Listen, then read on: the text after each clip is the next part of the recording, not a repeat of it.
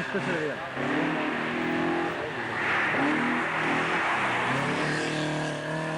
Subaru. Cuidado con la mano, amigo.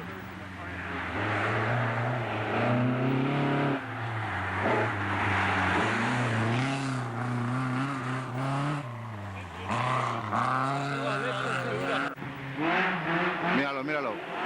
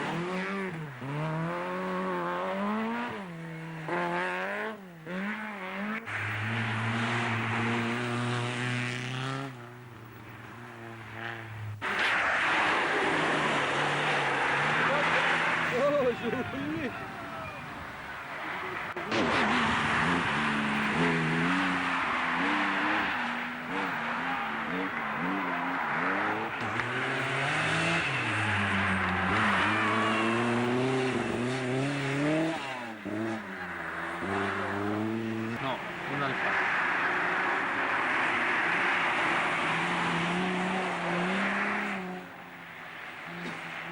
Este es. No, esto es un turbo.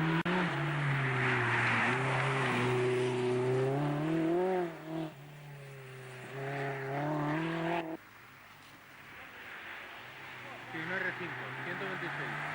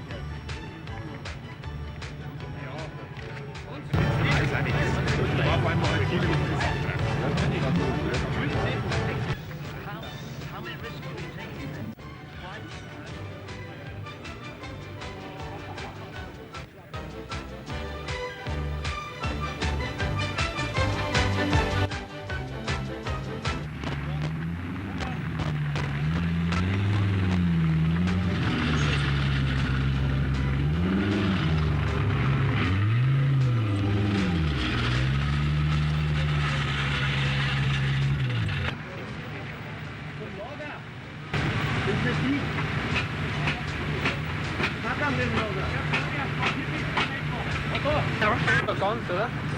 Ja? Oder ganz geschaut? Überall.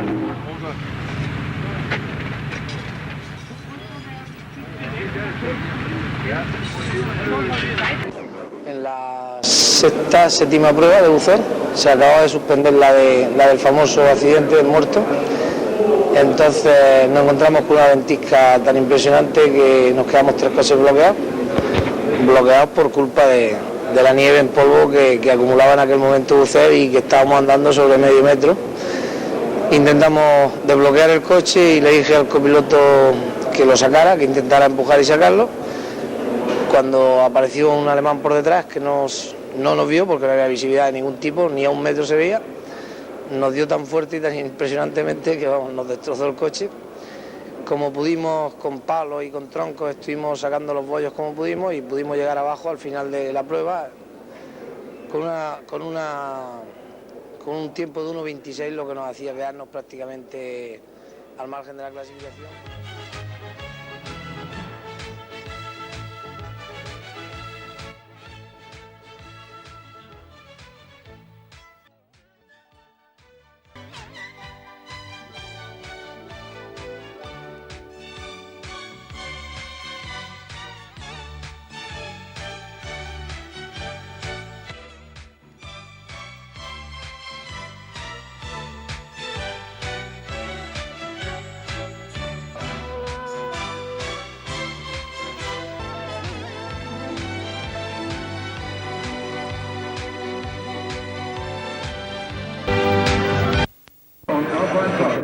Là aussi, je laisse mon confrère anglais vous commenter ces passages en direct.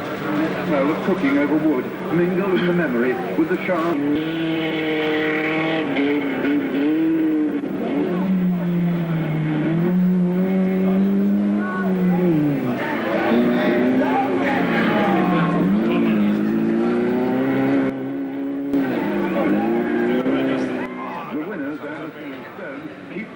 The bitter end, and after 3,500 miles, it was still just. Alors Anderson vient de passer, c'était la grande époque des Berlinettes. Maintenant,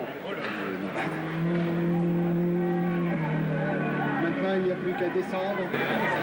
Rana Altonen qui a pris l'air tout à l'heure et qui montre qu'il avait encore, il a encore d'ailleurs, un sérieux coup de volant avec ses voitures très lourdes. Andy Carr and Johnson Fire won their crown for standard saloon cars and their Mini Cooper. La minute de service.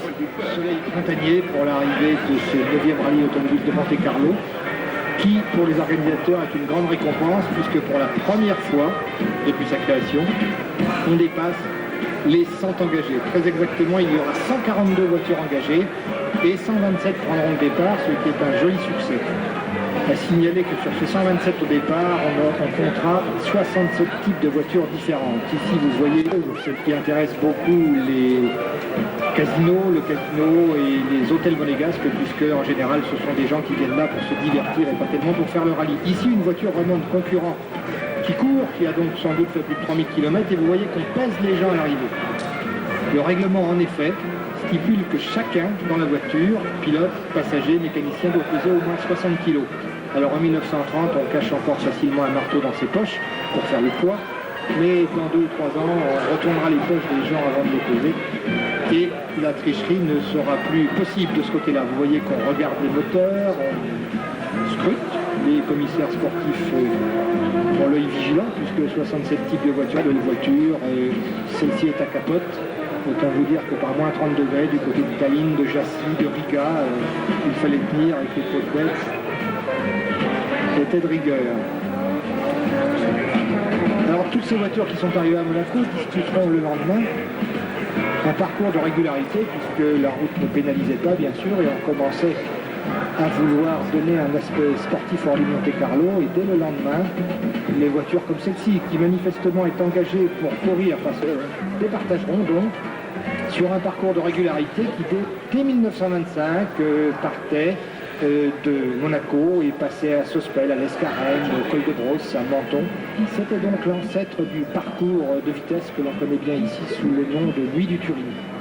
Voici d'ailleurs la montée du Col de Brosse. Alors c'était difficile parce que peu après le départ, 2 contrôles secrets camouflés enregistraient la vitesse des concurrents Et ensuite, ceux-ci devaient la tenir pendant tout le reste du parcours. D'autres contrôles secrets, également camouflés, permettant de vérifier que cette vitesse moyenne était respectée. Alors vous voyez que dans la montée du col de Brosse, celui qui était allé trop vite en bas dans la vallée avait bien du mal à tenir, ce qui est semblable à ce qu'il est maintenant, mais la route n'était goudronnée qu'au milieu. Et sur les côtés, c'était des fondrières. Vous voyez d'ailleurs ici l'état de la route. On voit également plusieurs voitures qui suivent de près. Il faut dire que chacun réglant sa vitesse comme il l'entendait. Bien que les départs soient donnés de minute en minute, bien sûr, les gens se rattrapaient, se doublaient. L'arrivée à la Turbie, celui-ci freine très vite parce qu'il s'est aperçu qu'il avait dû aller trop vite à l'arrivée, dépasser quelque temps ses vitesses moyennes. L'autre... Nous avions choisi une huile brillante au lazur. Nos pneus étaient des Dunlop et une petite astuce supplémentaire, 2 d'entre eux étaient équipés de clous antidérapants vaillants au carbure de tungstène. Charles qui nous équipe l'ultime vérification de notre éclairage qui sera si précieux.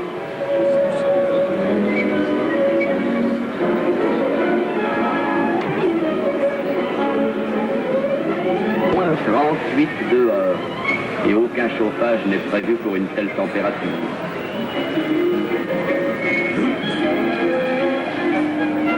La bouteille d'eau minérale que nous avons emmenée a éclaté. Il reste heureusement le Flash MC, mais au train où nous allons, lui ne tiendra pas jusqu'à la frontière suédoise. Et là, ils ont choisi, là, vous les voyez rouler, ils sont quand même arrivés en France, ils sont partis d'Oslo, ils ont pris le bac. Et nous allons les retrouver maintenant à l'approche des Alpes.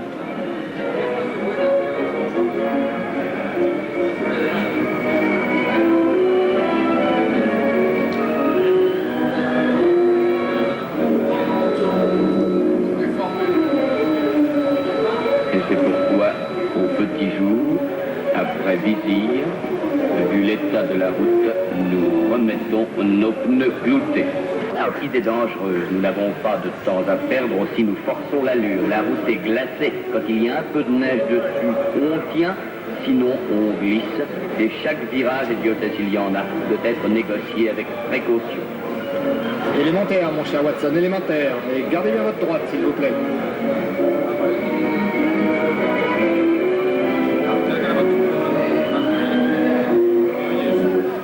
Du reste, de multiples concurrents sont allés au fossé, le sang-froid.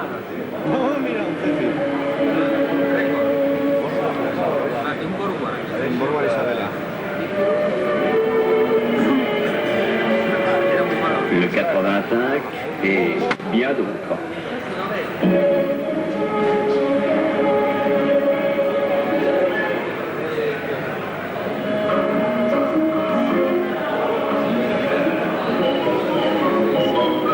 Parnell sur Aston Martin descend lui aussi avec une certaine prudence sur Gap, où va nous être donné le départ de l'étape spéciale Gap Monte-Carlo.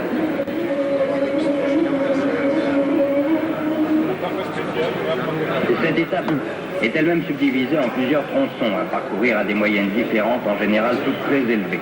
C'est l'étape sportive, c'est l'étape de vérité. Basque mondialement connu, a résolu l'un des plus importants problèmes posés par la technique et sans erreur possible, sa fiche de passage. Enfin, chose importante, des contrôles secrets sont prévus en divers points du parcours pour éviter que l'on prenne de l'avance. Et tout de suite, après Gap, la montée du col d'Elec, sans neige mais verglacée à souhait, pénalise tous les concurrents sans exception. Pour nous, nous sortons de la route. Et en plus de nos 3 minutes de retard, il nous en faut encore 2 pour repartir.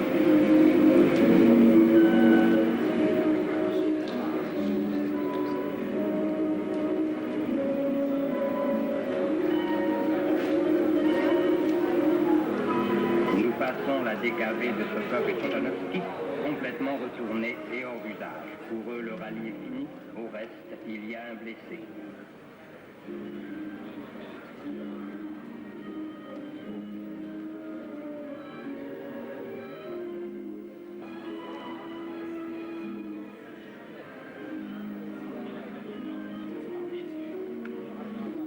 La petite 4 chevaux de Gambini et Piazzoli marche vite, trop vite même, puisqu'elle terrasse qui manque d'aller-retour. Mais en équilibre, quelques kilomètres et chez la moyenne corniche par laquelle nous accédons, après un ultime contrôle, à Monte-Carlo. Nous apprendrons, avant de prendre un repos bien mérité, que nous sommes 37e au classement provisoire et donc qualifiés pour le circuit de montagne du surlendemain. On doit foncer à fond pour faire le temps. En plus, un virage sur deux est verglacé. Eh bien, ça a duré un peu plus longtemps que l'on ne pourrait normalement le penser. Au tiers de parcours, un virage comme un autre, la voiture décroche et c'est l'accident.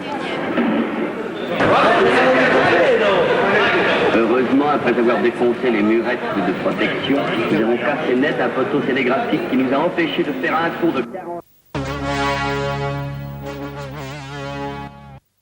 Le deuxième, donc, chrono, c'est-à-dire le col du Turini, il devrait y avoir environ 10 km enneigé, car vers 19h, il y avait de la neige tombée de calme, puisque Yo no sé qué hacer por aquí la gente.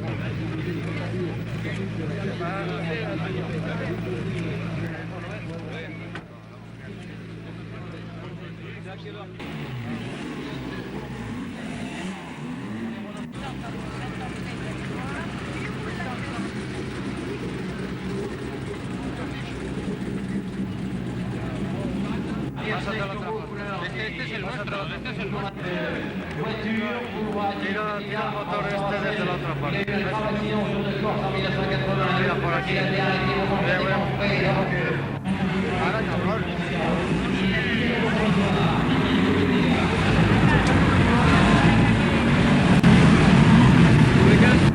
Parce que les contrôles au bas étaient tournés. Alors on m'a dit, tu sais que j'avais téléphoné à la fédération chez moi et j'ai eu une police.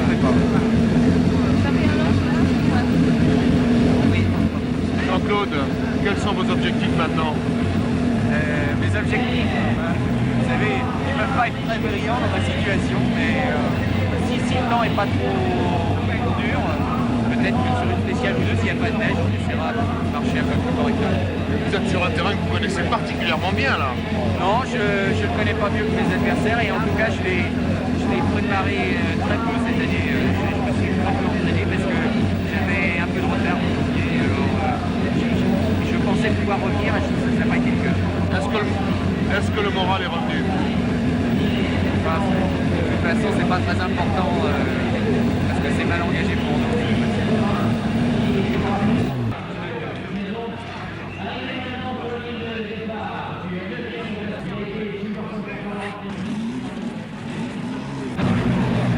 Allez, mon muchacho.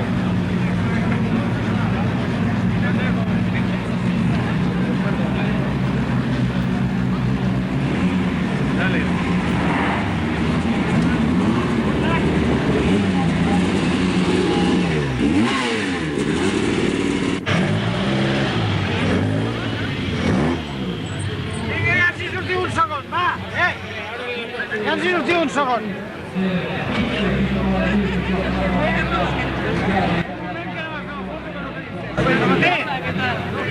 Sabater, surt un moment. Nosaltres aquí. Perdones un momento. Vale, vale, vale. Aparten una mica. ¿Te apartas un poco? Sí, señorito. Un poco, bastante. Por favor, señor Nau. Mica enrere. Más juntos, que no entráis, más juntitos.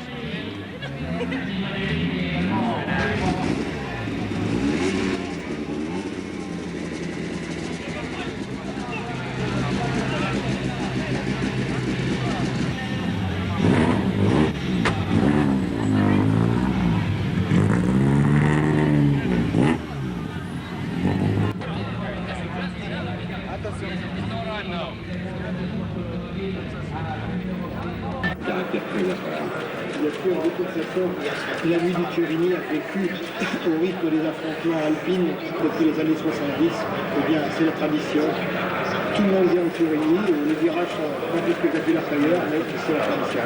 Alors, il faut préciser que ce plateau, ce que nous verrons sur les images tout à l'heure, il y a un virage à droite en arrivant en haut, une gauche en plongeant sur la Bologne. Pour nous, ce qu'il y a en matière de satellite, en quoi consiste le jeu, si j'ose dire, et comment va se passer. Les monégasques, on a pu voir depuis déjà Du classement, on l'a vu avec Canadon, Ce qu'on peut espérer, c'est que cette neige qui ravira ceux qui sont en haut du Turini ne s'étendra pas très très longtemps parce que dès que le terrain redevient à peu près sec ou simplement mouillé, très bien conduite contre les lanciers et les portes. Ici, Mounari.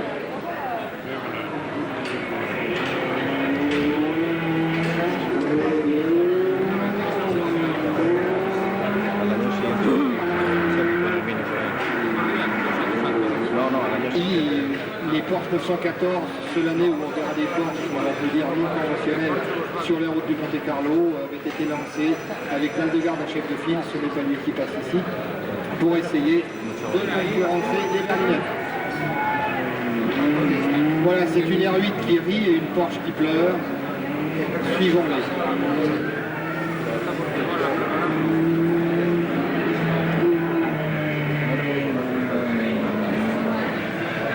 Eh bien, derrière ce virage, ce qu'a été 1973 de Burzer, des pistes de Burzer, on est dans Rouen en 3 jours, beaucoup l'auront reconnu.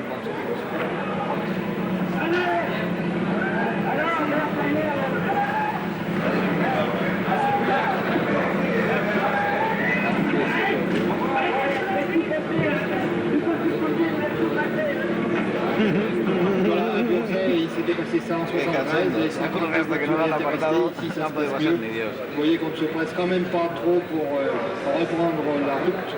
Il faut dire qu'il s'agit là d'équipages lointains, éloignés. Et mon Dieu, tout ça s'arrange bien. On laisse passer une tasse, tranquillement. Et puis, cette R8 tout à l'heure fringante, ben la voilà arrêtée sur le côté, elle va laisser partir tout le monde.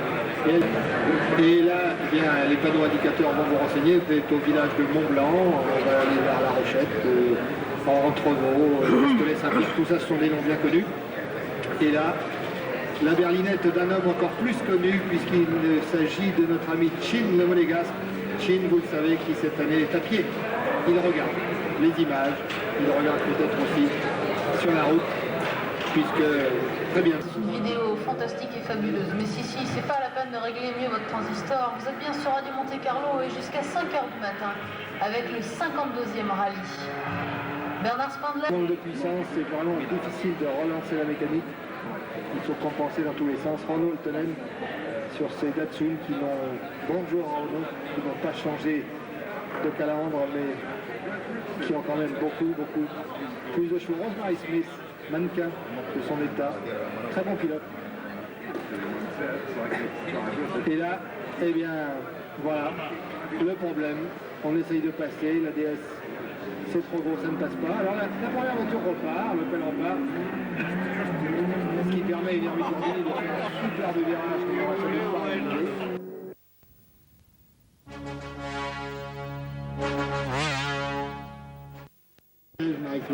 Les traditions se perdent.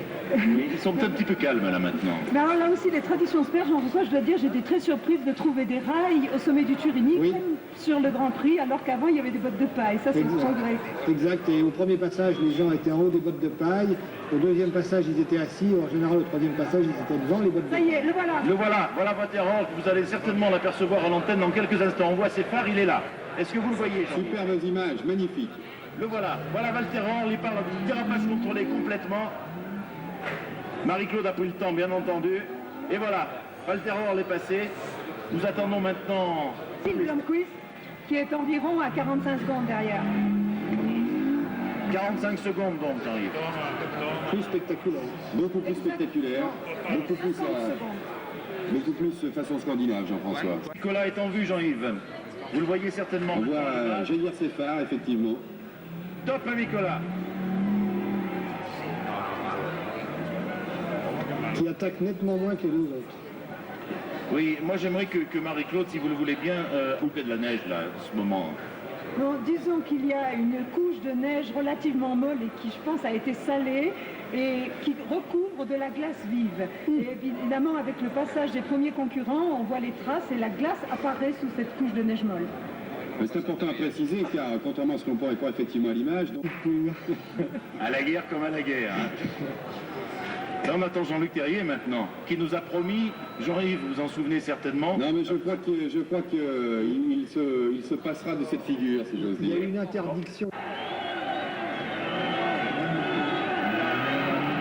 top pour Terrier. Il a perdu du temps, j'en pense. Oui. Ah, quel spectacle nous offre Terrier. Vous voyez qu'il a tenu ses promesses. Je crois qu'il était un peu trop vite dans l'arrivée. Un peu trop vite à l'entrée, il était obligé de relever pour se remettre en ligne. On le voit, il passe maintenant. Voilà Bruno Sabi, top pour lui. Ah, c'est le problème des R5, comme Terrier. Même trajectoire exactement que Jean-Luc Terrier, effectivement, un petit débordement sur la gauche. Mais Marie-Claude a raison, la neige s'en allant, les pneus sont moins tenus, si peu que ce soit latéralement, et les voitures commencent à déraper beaucoup plus, et Bruno a... Voilà Bettega, écoutez bien l'ambiance.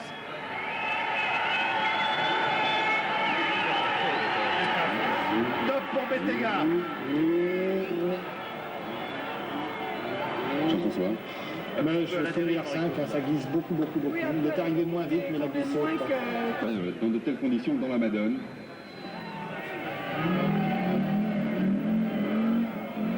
Gros travail au volant, là, Jean-François, on l'a très bien vu. Hein. Gros travail au volant, mais on voit que la Quattro, effectivement, glisse moins que les voitures qui l'ont précédé, que les deux R5 Turbo et la Lancia, et manifestement, là, il a dû passer 2-3 secondes plus vite que les trois. Pareil. Biazon à l'attaque, hein, Jean-Yves, j'ai l'impression. Oui, à l'attaque, et il a peut-être l'intention d'arracher un scratch avant la fin de ce rallye, car il s'en est manqué de 8 secondes dans la Madone, mais encore une fois, là, ça m'étonnerait. Alors que la neige retombe à nouveau à Cédru, un mélange de neige et de pluie, on ne sait pas trop. Écoutez les supporters italiens. Je ne préfère pas vous traduire ce qu'ils viennent de dire, c'est assez grossier. on attend maintenant leur Corman. De l'histoire du rallye. Il a perdu. Le voilà Jean-Claude André. Il a perdu 12 secondes sur Biazon. Et j'ai l'impression qu'il va encore en perdre un petit peu encore là maintenant.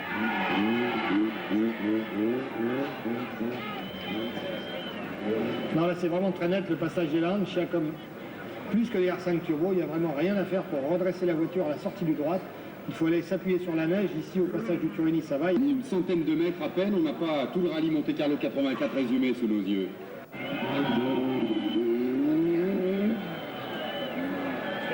Ah, il est vite, Novek. Il n'a pas perdu de temps, il est vite. Oui, il a bien glissé le long du rail et il s'est pas remis en ligne, comme les autres. Et ensuite, il est très bien sorti. Donc, je crois que ça a été une des 5 les plus vite sur le passage. Exact. Est-ce que vous entendez l'ambiance? Brundle est un... Oh là là! Super pour les spectateurs. Oui, pas pour le chrono, mais super pour les spectateurs. C'était l'exploit déjà l'année précédente dans plusieurs rallyes championnats du monde, en remportant le groupe A par 2 fois et en se signalant particulièrement chez lui au rallye de Suède, c'est bien normal. Jean-Yves, Marco Allen est déjà là. Déjà là. Le temps perdu aussi, mais dans une moindre mesure, Jean-François. Moi, je pense qu'il n'a pas été plus rapide qu'André. Ça change tout le temps. Voilà Servia.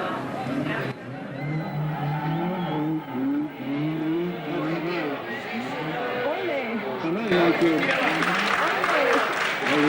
on a évité. Très bon passage de Servia. Un feu d'artifice, me dit Marie-Claude. Oui, Marie-Claude, vous avez fait un petit tour à peu près. Il y a combien de spectateurs là? Écoutez, ici, là, je suis incapable. Par contre, il y a un endroit où je peux vous dire un chiffre précis. J'ai compté 3000 voitures sur le plateau de Burzet. Et vu la température, le vent qui soufflait, je ne sais pas si on calcule une moyenne de 2 ou 3 personnes par voiture. Et encore une fois, les Audi ont imposé leur loi comme elles l'ont fait tout au long de ce Monte-Carlo que devrait remporter Valterol, très probablement, sauf malheur, sauf coup de théâtre. Attendez. N'anticipons pas.